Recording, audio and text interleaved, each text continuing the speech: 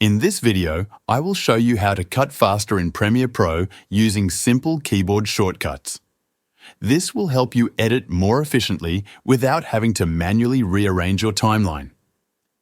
First, make sure you have your clip in the timeline.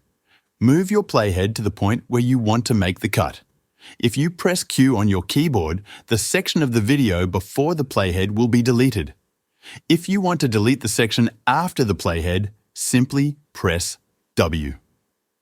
The best part about this method is that you don't need to manually adjust the timeline. If you have multiple clips, Premiere Pro will automatically shift everything to fill the gap after the cut.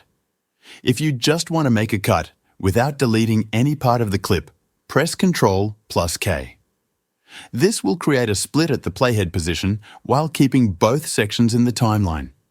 If you want to change these shortcuts, go to the top menu bar, click on Edit, then select Keyboard Shortcuts. A new window will open where you can see and modify all Premiere Pro shortcuts. That's it for this tutorial. If you found it helpful, be sure to check out more editing tips. Thanks for watching.